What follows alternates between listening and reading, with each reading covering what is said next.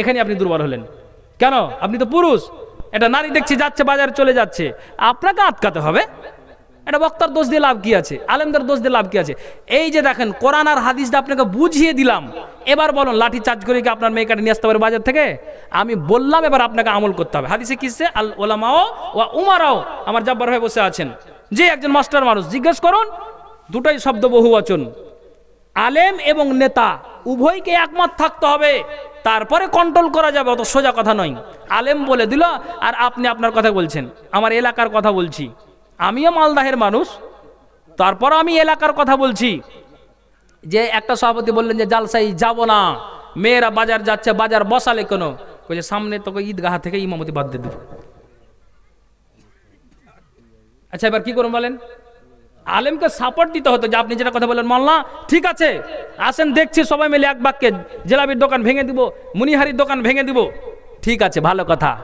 তা এটা না বলে ওরা এক যুক্তি করে বলছে যে আরে মৌলানা যা আসলো না, জলিল সাহেব তো কি করবি? বলছে সামনে আবার বাদ দিয়ে দেবো, সোজা বুদ্ধি।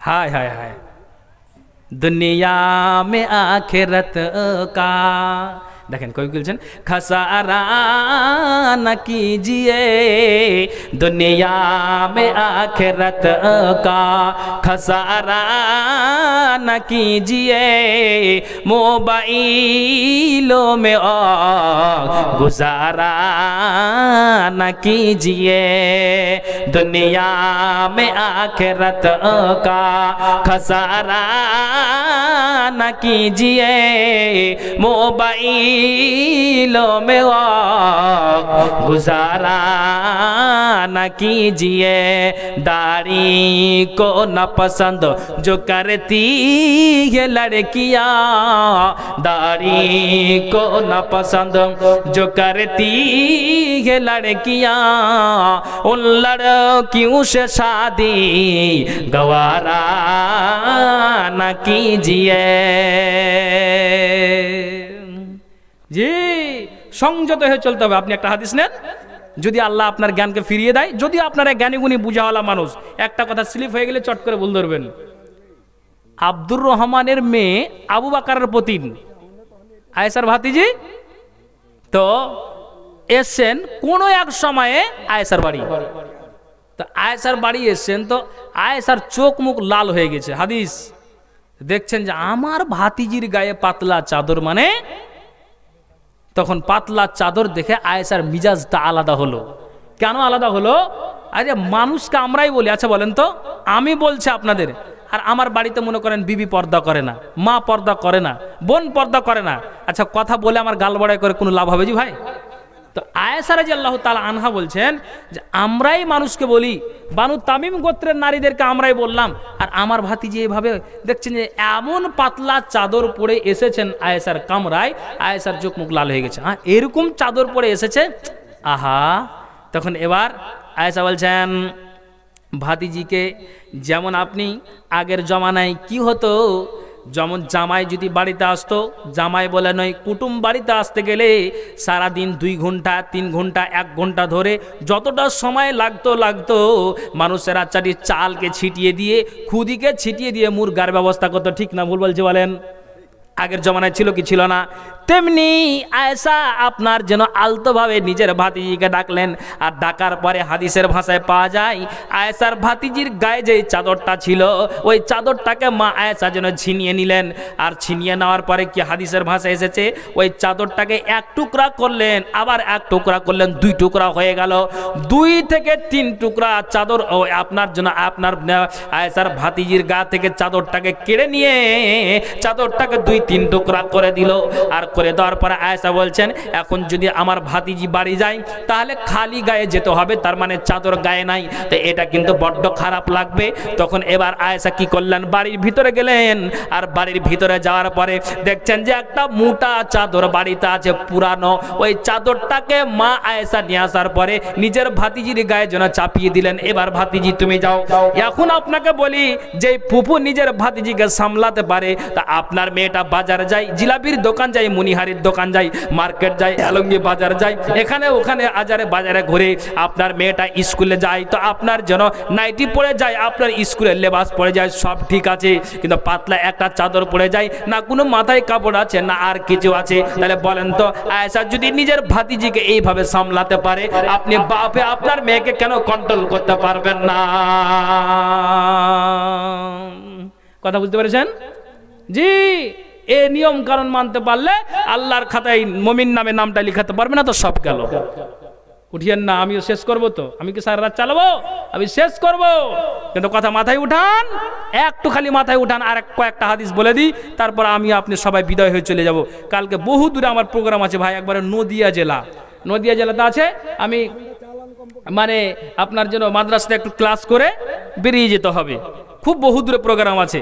তা আপনাকে কয়েকটা হাদিস শুনে দিই, মা বোন যাবেন না, আপনাদেরই কথা হচ্ছে, তারপরে এক বাক্য সবাই আপনার শেষ দোয়া করে এখান থেকে বিদায় নিব। হ্যাঁ, তো যেটা বলতে চাচ্ছিলাম যে আয়েশা যদি এইভাবে নিজের ভাতিজির কথা বলতে পারে, আপনার কন্ট্রোল করতে পারে, তা আপনি তো জন্মদাতা পিতা, আপনি কেন সামলাতে পারবেন না? কেন আপনি পারবেন না? জি, একটা কথা মাথায় উঠান ভালো করে। কি কথা ভালো করে মাথায় উঠাবেন? ফাতেমা একদিন কাঁদছেন, অঝোর নয়নে কান্না করছেন।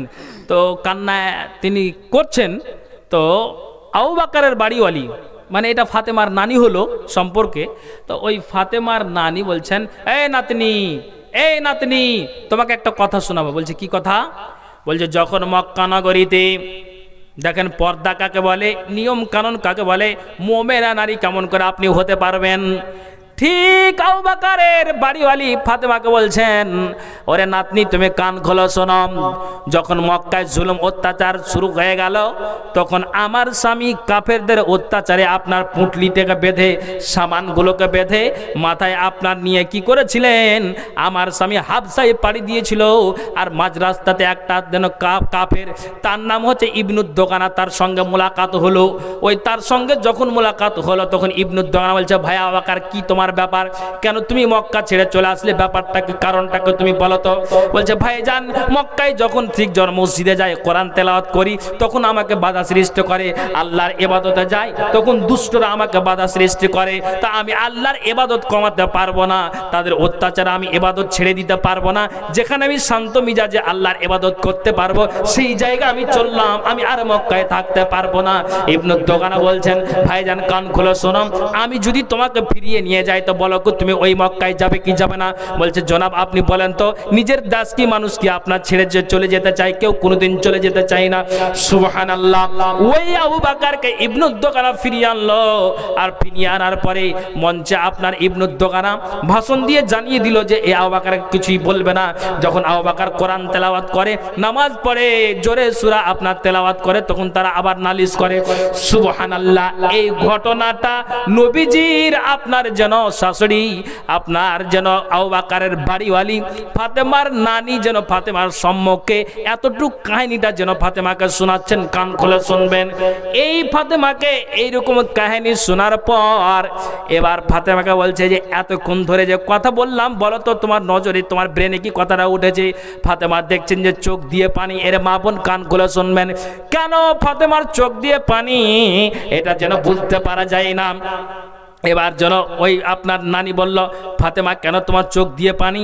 এতক্ষণ ধরে যে এই ঘটনা শুনলাম, তো তুমি বলো তো কেন তোমার চোখ দিয়ে পানি আসছে? বলছে নানি রে, দুনিয়ার কথা কি শুনবো, এটা আমার নানা মক্কা থেকে হাবশায় পাড়ি দিচ্ছিল, একটা ইবনুদ্দোগানা কাফের পণ্ডিত ব্যক্তি ঘুরিয়ে নিয়ে এসেছিল, তাহলে দুনিয়ার কথা কি বলবো? আমার নানার ঘটনা যা হয়েছে দুনিয়ায় হয়েছে, আমার চোখ দিয়ে এই জন্য পানি আসছে যে আমি এই জন্য আমার চোখ দিয়ে পানি, যখন আমার আব্বা মারা যায় তখন আমার আব্বা আমাকে ডাকলো আর কানে কানে একটা কথা বললো যে বেটি কান খুলে শোনো, আমি এই অসুখে মারা যাব। তখন আমার চোখ দিয়ে পানি আসলো যে আব্বা, আমার মা চলে গিয়েছে, আমার আব্বাও চলে যাবে, দুনিয়া আমার অন্ধকার হয়ে যাবে, এই জন্য আমার চোখ দিয়ে পানি। তারপরে কিছুক্ষণ পর আবার আমার বাবা কানে কানে বলেছিল, কি কানে কানে বলেছিল? এটাই বলেছিল যে বেটি তুমি কান খুলে শোনো, আমি মরে যাওয়ার পরে দুনিয়ার কেউ মরবে না, তার মানে আমার পরিবারের মধ্য থেকে তুমি বেটি মরবে, আমার আমার মরার পরে পরে কেউ আর বেটি মরবে না। আমি এই কথা শুনে হাসতে লাগলাম, আল্লাহ যে আমার আব্বার মরার পরে পরে যদি কবরে দেখা হয় তাহলে কিন্তু আমার বাবার সঙ্গে আমার সর্বপ্রথম দেখা হবে। তো আমি নানি কাঁদছি এই জন্য, আমার আব্বা এই কথা বলে গিয়েছে, আমার চোখ দিয়ে পানি, আমি বাঁচব না, আমার সময় চলে এসেছে। কিন্তু আমার চোখ দিয়ে এই জন্য পানি যে আমার ইজ্জতটা কেমন, আমার রংটা কেমন, আমি কতটা লম্বা, কতটা আমি সাদা, আমি কতটা যেন ফর্সা কিংবা আমি কালো, কতটা আমি উঁচু, কতটা আমি খাটো। আমার আলী স্বামী ছাড়া কেউ এই পৃথিবীর মানুষ জানে না, কেউ জানতে পারে না ইজ্জতটা আমার কেমন। আমার স্বামী আলী ছাড়া কেউ বুঝতে পারে নাই, কেউ যেন জানতে পারে নাই, কেউ যেন দেখো নাই। সুবহানাল্লাহ। রাস্তায় দিয়ে যখন ফাতাওয়ালা আমি চলি, একটা পুরুষকে দেখতে পেলে নজরটাকে নিচু করে নিই, কাপড় দিয়ে আমি যেন আড়াল করে নিই, তারপর রাস্তা দিয়ে চলি। এক কথায় আপনার জন্য বেগানা পুরুষ আমার কাছে টের পায়নি, কিন্তু আমার চোখ দিয়ে পানি এই জন্য, আমি কাঁদছি এই জন্য, নানি রে আমি মরে যাব। আর মরে যাওয়ার পরে যখন শোলমারি থেকে, যখন উত্তর মাথা থেকে দক্ষিণ মাথা থেকে নারীরা যখন ছুটবে, পুরুষেরা ছুটবে, কে মারা গিয়েছে? নবীর বেটি ফাতেমা মারা গিয়েছে। একটুখানি মুখটা দেখাও, একটুখানি চেহারাটা দেখে নি। তো শুনে রাখো, আমার জীবিত থাকা অবস্থায় আমার চেহারা কেউ দেখতে পায়নি, আমার মুখ কেউ দেখতে পায়নি, ঠিক আছে, কিন্তু তখন আমার বুক ফুটবে, মুখ ফুটবে না, আমার চোখ দিয়ে এই জন্য পানি যে আমার পর্দার ব্যবস্থাটা কে করে দিবে, তার জন্য আমার চোখ দিয়ে পানি। আমার নানা আবু বকরের ঘটনাতে একটু আমার খেয়াল নাই। জোরে বলুন সুবহানাল্লাহ, আল্লাহু আকবার। মা বোন, যেই ফাতেমা মরবে, তো মরার পরে তার পর্দার ব্যবস্থা কি হবে, এটার জন্য তার চোখ দিয়ে পানি।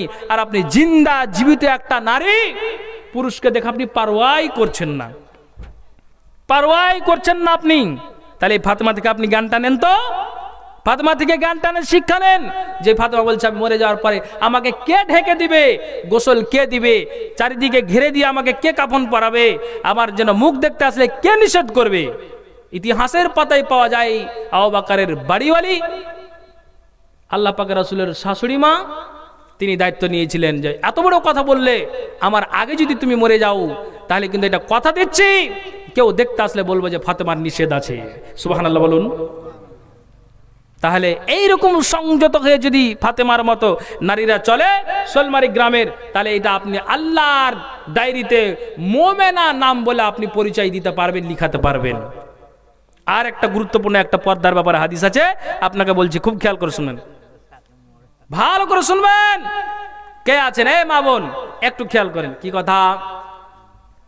আল্লাহ পাকের রাসূল যখন মারা গেলেন, মরে যাওয়ার পর যেন ইহুদি আপনার আনসার এবং মুহাজিরের মধ্যে তর্ক হয়েছিল। কি তর্ক হয়েছিল? আনসারীরা বলে নবীজিকে মাটি দিব আপনার মদিনায়, আর মুহাজিররা বলেছিলেন যে নবীজিকে মাটি দিব মক্কায়। এভাবে তর্ক। আবু বকর আসলেন, আসার পরে বলছেন, ভাই আনসার, ভাই মুহাজির, আমি তোমাদেরকে একটা কথা বলবো, যদি তোমরা আমার কথাটাকে অস্বীকার না করো। বলছে কি কথা আপনি বলেন তো? বলছে আমি নবীজির মুখ থেকে বলতে শুনেছি, নবীজিরা যেই জায়গাতে মৃত্যুবরণ করেন সেখানেই কবরস্থ করা হয়, অতএব এটা নিয়ে ঝামেলা করা যাবে না। আমি সংক্ষিপ্ত আপনাকে বুঝাই। কথাটা মেনে নিলেন। আনসার মুহাজির বললেন, আবু বকর একজন আপনার সিদ্দিক, আপনার মহাসত্যবাদী, চরম সত্যবাদী মানুষ, কোনোদিন মিথ্যা কথা বলতে পারেন না। তখন আবু বকরের কথা মতো ঝামেলা চুকে গেল, আর ঝামেলা যেন বাড়াবাড়ি হলো না।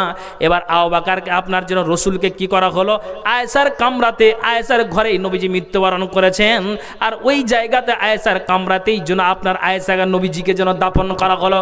সুবহানাল্লাহ। আপনাকে আমি যেটা কাজের কথা বলতে চাইছি, আয়েশা বলছেন যখন নবীজিকে ঢেকে দেওয়া হলো, কয়েকদিন পরে আমি মা আয়েশা কি করলাম, বাড়ি থেকে বের হলাম, সুন্দর করে মাথায় হিজাবটাকে চাপালাম, চাদরটাকে চাপালাম, আর চাপানোর পর আমি গায়ে ওড়না দিলাম, সুন্দর করে যেন আমি আমার আব্রুটাকে, আমি বক্ষদেশটাকে চাদর দিয়ে ঢেকে দিলাম।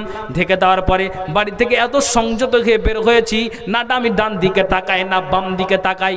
আর যখন আমি কবরের কাছে গেলাম, আর কবরের কাছে যাওয়ার পরে মা আয়েশা বলছেন যে আমি যে বাড়ি থেকে চাদর পরে মাথায় দিয়ে এসেছি, আমি যখন কবরের কাছে এসেছি তখন আমি চাদরটাকে নামিয়ে দিয়েছি। এই জন্য নামিয়ে দিয়েছি যে এখানে আমার স্বামীর সাথে বিবির কোনো পর্দা নাই, তার জন্য আমি আয়েশা এই জায়গাতে এসে মাথার কাপড়টাকে নামিয়ে দিয়েছি। ভালো করে শুনবেন, হাদিসটা বলেনি। এবার মাথার কাপড় খুলে দিল। ওখানে আয়েশা 5 থেকে 7 মিনিট 10 মিনিট থাকার পরে আবার সুন্দর করে মাথায় চাদর দিয়ে ওড়না দিয়ে ঢেকে বক্ষ দেশটাকে আবার বাড়ির দিকে আসছেন। তো বলছে যখন আমি রাস্তায় যাই সুন্দর করে আবার মাথায় কাপড়টাকে দিয়ে দিলাম, চাদরকে দিয়ে দিলাম, বাড়ি আসলাম। তারপরে মা আয়েশা বলছেন 2 থেকে 2.5 বছরের মধ্যে আমার বাপ আবু বকর ইন্তিকাল করলেন। তা আবু বকর ইন্তিকাল করা হলো, ওই জায়গাতে 4টা কবর আছে, তার মধ্যে 3টা কবর পূরণ হয়েছে, আর একটা কবর খালি আছে, যেই কবরটাতে ঈসা নবীকে ভরে দেওয়া হবে। সুবহানাল্লাহ। সেই মা আয়েশা বলছেন যে 2 থেকে 2.5 বছর পরে আমার আব্বা মারা গেল। তা আমার আব্বা মরে যাওয়ার পরে আমি আবার সুন্দর করে বাড়ি থেকে জুত করে আমি মাথায় কাপড়টা দিলাম, চাদর দিলাম, বক্ষ দেশটাকে চাদর দিয়ে ঢেকে দিলাম। ঢেকে দেওয়ার পর আমি আবার কবরের কাছে গেলাম, যেই জায়গাতে আমার স্বামীকে দাফন করা আছে, মাটি দেওয়া আছে। তারপরে আমার জন্য, আমার স্বামীকে আপনার জন্য, আমার আব্বাকে যেন, নবীজির জন্য আপনার যে কবরটা আপনার এইভাবে লম্বা করে যেন আপনার 3টা কবর আপনার খনন করা আছে। আপনার 3টা কবরে এখন যেন আবু বকর উমর শুয়ে আছেন, তারপরে একটা কবর ফাঁকা, ওই জায়গাতে ঈসা নবীকে দেওয়া হবে। তো মা আয়েশা বলছেন আমি যখন গেলাম তখন ওই জায়গাতে আমি মাথার কাপড়টাকে নামিয়ে দিলাম। আমি নামালাম এই জন্য যে ওখানে আমার স্বামীর সাথে বিবির কোনো পর্দা নাই, আর এটা হলো আমার আব্বার কবর। আমি এই জন্য মাথার কাপড়টাকে নামিয়ে দিয়েছি যে এই জায়গাতে কাপড়টা নামাতে গেলে গুনাহ হবে না, যেহেতু এটা হলো আমার আব্বার কবর, বাপের সামনে বেটির কোনো পর্দা নাই। এই জন্য আমি কবরের কাছে গিয়ে মাথার কাপড়টাকে নামিয়ে দিলাম। ভালো করে শুনবেন। আবার 2 মিনিট 4 মিনিট 5 মিনিট থাকার পর ওখান থেকে ফিরলাম, ফিরে বাড়ি আসলাম। এবার 3য় নম্বর যেটা কবর হয়েছে সেই কবরটা হচ্ছে কে? হযরত উমর ফারুক রাদিয়াল্লাহু তাআলা আনহু। জি, ওলামারা জানেন, আপনারাও শুনে শুনে আল্লামা হয়েছেন। তো এই উমর যখন তিনি মারা গেলেন আর ওই জায়গাতে দাফন করা হলো, মা বোন কান খুলে শুনবেন, আয়েশা বলছেন বাড়িতে সুন্দর করে মাথায় এভাবে হিজাবকে চাপালাম, চাদরকে চাপালাম, সুন্দর হয়ে সংযত হয়ে গেলাম। আমি না ডান দিকে তাকাই না আমি বাম দিকে তাকাই। কবরের কাছে পৌঁছিলাম তো মা আয়েশা বলছেন আমি যেইভাবে বাড়ি থেকে মাথায় চাদর দিয়ে বের হয়েছি, ওড়না দিয়ে বের হয়েছি, বক্ষ দেশটাকে সুন্দর করে ঢেকে দিয়েছি। এই 3 নম্বর কবরটা হয়ে যাওয়ার পরে আমি যেন আয়েশা আর মাথার কাপড়টাকে নামালাম না। কেন কেন কেন কেন নামালাম না? এবার আয়েশা বলছেন যে না নামাবার মূল কারণ হলো ওখানে আমার স্বামীর সাথে আপনার বিবির পর্দা নেই, এজন্য আসার পরে আমি মাথার কাপড়টাকে খুলে দিয়েছি। আমার বাপ 2 থেকে 2.5 বছর পরে আবু বকর মারা গিয়েছে। আমি আবার কবর কাছে এসেছি কবর জিয়ারত করতে। 10 মিনিট 15 মিনিট থাকার পরে আবার মাথার কাপড়টাকে ওই জায়গাতে আমি নামিয়ে দিয়েছি, যেহেতু বাপের সঙ্গে বেটির কোনো পর্দা নাই। কিন্তু 3 নম্বর কবরটা যেটা, এই 3 নম্বর কবরটাতে আমি এই জন্য মাথার কাপড়টাকে আমি যেন আর নামালাম না। তার কারণ হলো এ উমর হলো আমার বংশের কেউ নয়, আমার আত্মীয়র কেউ নয়, আমার রক্তের কেউ নেই। তার জন্য আমি একটা বেগানা পুরুষের, আপনি যা কবরের সামনে একটা বেগানা পুরুষের সামনে যদি মাথার কাপড়টাকে খুলে দিই তাহলে এটা গুনাহগার হয়ে যাব। কাজেই আমি আয়েশা 3য় নম্বর উমরের কবরটা হয়ে যাওয়ার পরে বাড়ি থেকে যেইভাবে পর্দা হয়ে আসি ওইভাবে কবর থেকে আমি ফিরে চলে যাই, আর মাথার কাপড়টাকে নামাতাম না। জোরে বলুন সুবহানাল্লাহ।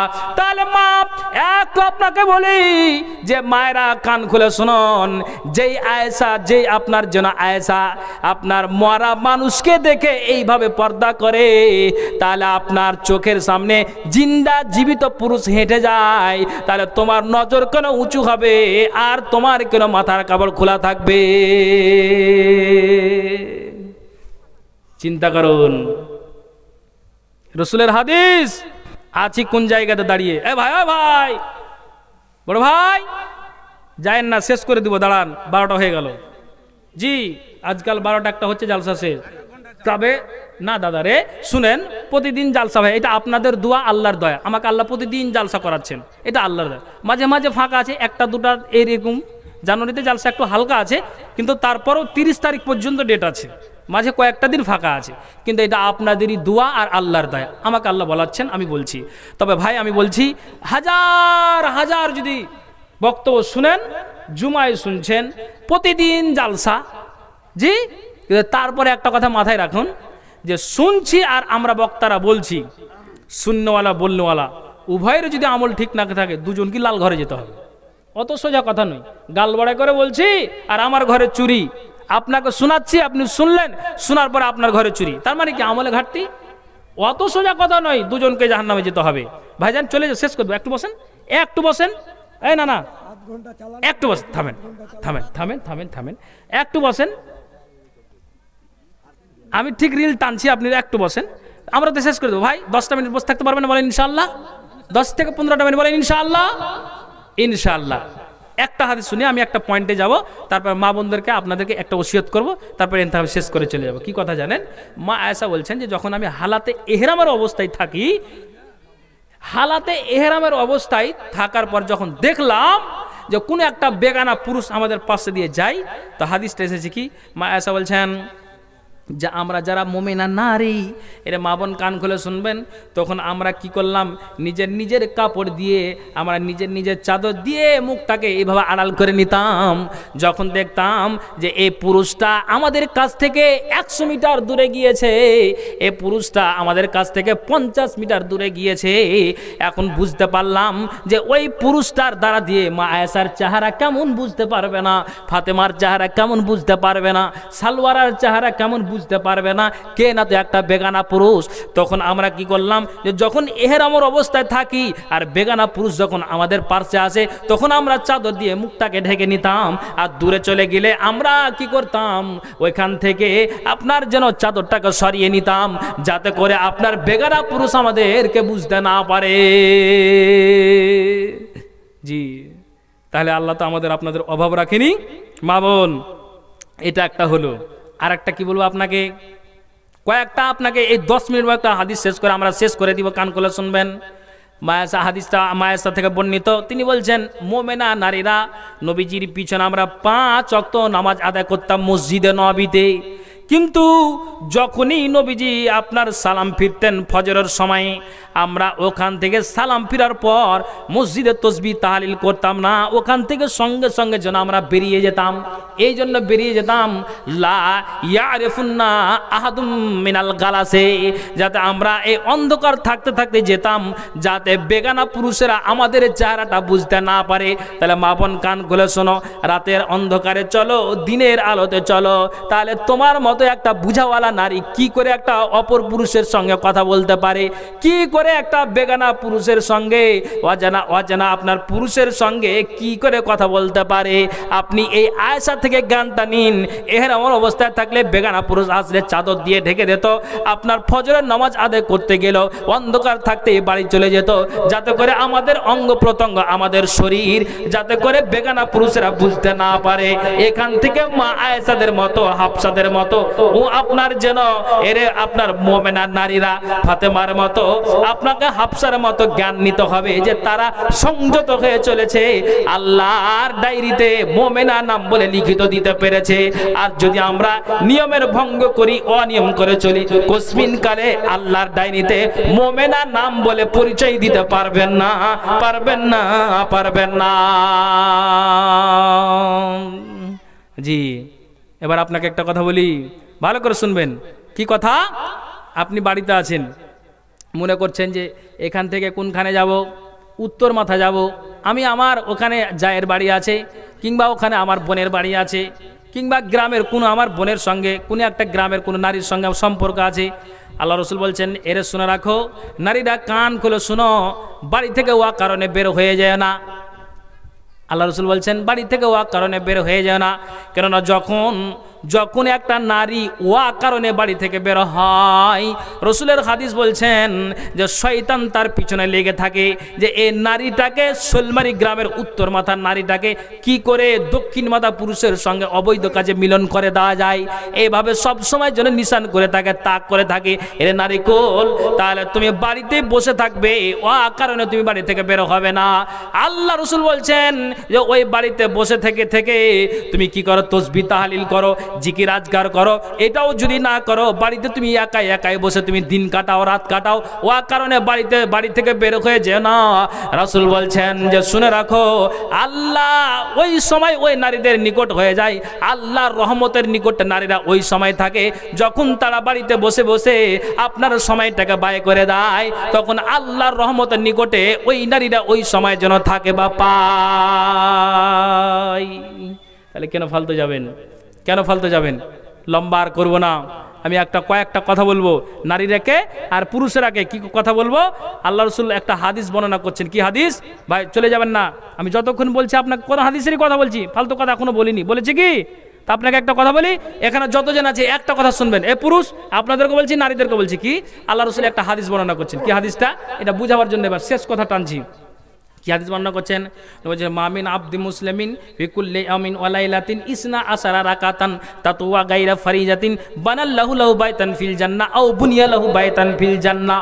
নবীজি বলছেন, শুনে রাখো, অন্য হাদিসে এসেছে যে একটা মানুষ যদি নিখুঁত টাকা দিয়ে, হালাল টাকা দিয়ে যদি মসজিদটাকে নির্মাণ করে দেয়, তাহলে কিন্তু আল্লাহর কিয়ামতের দিনে এসে জান্নাত খানা পাবে, জান্নাতে ঘর পাবে। কিন্তু কে পারবে? যাকে আল্লাহ ধন দিয়েছে সে মসজিদ বানাতে পারবে, সে 1 লক্ষ 2 লক্ষ টাকা দান দিতে পারবে।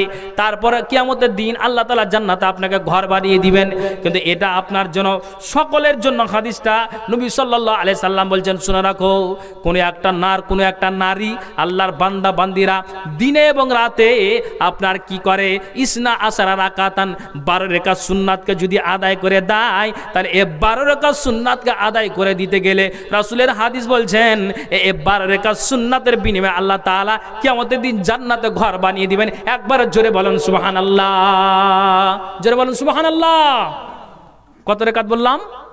12 রাকাত। 12 রাকাত সুন্নাত যদি আপনি নিয়মিত 5 ওয়াক্ত নামাজে আদায় করে দেন, তাহলে আল্লাহ তাআলা জান্নাতে ঘর বানিয়ে দিবেন। আবার একটু জোরে বলেন সুবহানাল্লাহ। তাহলে আপনি পড়বেন কেমন করে? 12 রাকাত সুন্নাত, এটিকে বলা হয়েছে সুন্নাতে মুআক্কাদা। কেন হাদিসটা নিয়ে আসলাম বুঝতে পারবেন। নবী বলছেন জোহরের আগে 4 রাকাত পড়ে দাও, গুনবেন। জোহরের পরে 2 রাকাত পড়ে দাও, কত হলো বলেন? আসরের আগে পরে সুন্নাতে মুআক্কাদা নাই, কিন্তু 4 রাকাত সুন্নাত একটা হাদিস আছে এসেছে, ওটা কিন্তু সুন্নাতে মুআক্কাদা নাই। মাগরিবের পরে 2 রাকাত পড়ে দাও, কত হলো বলেন? 8 হলো। ইশারের পরে 2 রাকাত পড়ে দাও, কত হলো বলেন? 10 হলো। আর ফজরের আগে তুমি 2 রাকাত সুন্নাতকে পড়ে দাও, কত হলো বলেন? 12 রাকাত। এই যে সুন্নাতকে যদি কোনো ব্যক্তি পড়ে দেয়, তাহলে এই 12 রাকাত সুন্নাতের বিনিময়ে আল্লাহ তাআলা ওই ব্যক্তিকে জান্নাতে ঘর বানিয়ে দিবেন। আবার বলুন সুবহানাল্লাহ। এই কথাটা নবীজির আপনার জন্য একাধিক বাড়িওয়ালি, তার ভিতরে একজনের নাম হচ্ছে উম্মে হাবিবা রাদিয়াল্লাহু তাআলা আনহা। উনি কিন্তু শুনতে পেলেন, আমি আমার স্বামীর মুখ থেকে শুনতে পেলাম, উম্মে হাবিবা বলছেন যে যদি 5 ওয়াক্তের নামাজে 12 রাকাত সুন্নাতকে আদায় করা যায়, তাহলে আল্লাহ তাআলা জান্নাতে ঘর বানিয়ে দিবেন। তখন আমি উম্মে হাবিবা কি করলাম যে আল্লাহরে, আমি এই হাদিসটা শোনার পরে মা তারাক্ত হুন্না মুনজ সামিয়ত হুন্না মির রাসূলিল্লাহি সাল্লাল্লাহু আলাইহি ওয়াসাল্লাম। আমি উম্মে হাবিবা এই হাদিসটাকে শোনার পরে আমি কি করলাম, আল্লাহ যতদিন তুমি আমাকে বাঁচিয়ে রাখবে, এই কথাটা শোনার পরে আমার মনটা এত এগিয়ে গেল, আমার মিজাজ আলাদা হয়ে গেল, ঈমান বৃদ্ধি পেল যে 12 রাকাত সুন্নাতের বিনিময়ে যদি জান্নাত পাওয়া যায়, তা আমি আল্লাহ শপথ করলাম যতদিন আল্লাহ তুমি বাঁচিয়ে রাখবে, কোনোদিন 12 রাকাত সুন্নাতকে আর ছেড়ে দেব না। উম্মে হাবিবা যেন এটা শপথ করেছিলেন। তাহলে এ মা বোন, এ কথাটা বলার এটাই আমার উদ্দেশ্য যে উম্মে হাবিবা একবার হাদিসটা শুনলো, আর একবার হাদিস শোনার পরে যতদিন বাঁচবে শপথ করলো, মা তারাক্তু হুন্না মুনজা সামিয়তু হুন্না মির রাসূলিল্লাহি সাল্লাল্লাহু আলাইহি ওয়াসাল্লাম, আল্লাহ কোনোদিন আর 12 রাকাত সুন্নাতকে ছেড়ে দিব না। আল্লাহ তুমি আমাকে সুস্থ শরীরে আল্লাহ 12 রাকাত সুন্নাতকে আদায় করায়ও, আর আমি সুন্নাত আদায় করে যেন কবরে যেতে পারি, সঠিক বাবা 5 ওয়াক্ত নামাজ আদায় করে কবরে যেতে পারি। মা উম্মে হাবিবা যেন এটা শপথ করেছিলেন। তাহলে একবার শোনার পরে যদি তার মগজে উঠে যায়, তাহলে আপনি পুরুষ, আপনি নারী। এতক্ষণ ধরে যে 1-1.5 ঘন্টা ধরে আমি আপনাকে নারী পুরুষের কথা বললাম, একবার শোনার পরে যদি মাথায় উঠিয়ে যায়, তাহলে হাজার হাজার জুমাতে বক্তব্য শুনি, জালসায় শুনি, তাহলে আমাদের কেন মাথায় উঠে না? উঠে না এই জন্য যে ঈমান হারিয়ে গিয়েছে, তার জন্য। তা আমরা এই উম্মে হাবিবার মতো মায়েদেরকে বলছি, আর আমরা আবু বকর উমরের মতো আমরা যেন এক বাক্যে শুনে তারপর আমল করবো তো ইনশাআল্লাহ। বলেন ইনশাআল্লাহ। ইনশাআল্লাহ ভাইজান। তবে আপনাদেরকে একটা কথা বলি, কেউ যাবেন না। আমি অনুরোধ করেছি যে আমি কি থাকবো ভাই, আমাকে চলে যেতে হবে। এখন 12টা 12 মিনিট হয়ে গেল, 12:30 হোক। আমি বলছি আপনাদেরকে এখানে যতজন মা বোন আছেন, উম্মে হাবিবার মতো, আয়েশার মতো, হাফসার মতো, আমি এই নারীদেরকে দেখতে চাইছি যে ওই জায়গাতে আপনার দাঁড়াবেন, আর দাঁড়িয়ে কিন্তু চাদর পাঠাবো উম্মে হাবিবার মতো। ওই চাদরে মসজিদের জন্য যতটুকু আপনি পারবেন আল্লাহর ওয়াস্তে ওই চাদরে আপনারা দিবেন। ভাই আপনার উঠেন না, আমি চলে যাবো তো। এবার আপনাদেরকে বলছি, এই চাদরতে পাঠান তো ভাই। আচ্ছা, এখানে যতজন আছেন ভাই একটু শুনেন, কোরআনটা 30 পারা। কে বলেন একটা পারাতে 100 টাকা করে কে দিবেন বলেন তো? 100 টাকা করে টাকা 30 জনকে চাইছে। 100 টাকা করে টাকা, বেশি বলিনি। হাবিব সাহেবকে দিয়েছেন, আমার তার পূর্বে মাওলানা আব্দুল নূরকে দিয়েছেন, আমি সেটা বলবো না। আমি তো বলছি যে 5000 বলি না। 100 টাকা করে টাকা কোরআনের বিনিময়। মসজিদের উন্নতি গল্পে জালসা তো ভাই, মসজিদের উন্নতি গল্পে জালসা 100 টাকা করে টাকা কে দিবেন ভাই? যাবেন না, শেষ দোয়াটা করবো, করে চলে যাবো। মা বোন আপনাদেরকে বলছি, একটা ওই চাদরে ভরবেন দিয়ে আপনার কি ভাই দোয়া। আচ্ছা আলহামদুলিল্লাহ, আচ্ছা ইনশাল্লাহ দোয়া করবো। একজন ভাই আমার আল্লাহ গো 150 টাকা দিয়েছে, আরেকজন ভাই আমার আল্লাহ 100 টাকা দান দিয়েছে। দান কালা ভাই আসেন, 2টা কলম হলে 100 টাকা করে টাকা চেয়ে তার বসেন দোয়া করবেন না, দোয়া নিয়ে যাবেন, দোয়া নিয়ে চলে যাবেন। আচ্ছা বসেন, শেষ তো করে দিলাম, বলেন তো যাবে? এত তাড়াহুড়া করলে হবে? আপনি তো বাড়ি গিয়ে ঘুমাবেন, আর আমাকে 1 ঘন্টা গাড়ি চালাতে হবে। আসেন, 100 টাকা করে টাকা ভাই একটু উঠেন, উঠে বসে যাবেন, শেষ দোয়া করে চলে যাবো। আচ্ছা তাড়াতাড়ি আসুন। আচ্ছা আবার ওই যে মা বোনদের কাছে, মা বোন চাদরে ভরেন, সুন্নাতি নাকের কানা হাতের গুলো ভরেন তো তাড়াতাড়ি ভরেন। মুক্তার 500 টাকা, 2জন 500 টাকা, আরেকজন 500 টাকা দিয়েছে দান। দান অনেক পথে আল্লাহ নাকি যেন পান। 5 কলম হলো, আল্লাহ বাবা মা অসুস্থ, আল্লাহ 6 কলম হলো, আল্লাহ 7 কলম হলো, টাকা দেবেন। আল্লাহ 8 কলম হলো, আল্লাহ যে আসা দান দিয়েছে। ভাই বসেন চলে যাবো। আল্লাহ আরেকজন 500 টাকা দান। দান অনেক পথে আল্লাহ নাকি যেন পান। মিটাও আল্লাহ তুমি মুনার আরমান। আমিন আমিন সুম্মা আমিন বিরহমাতিকা ইয়া রহমান রাহিমিন।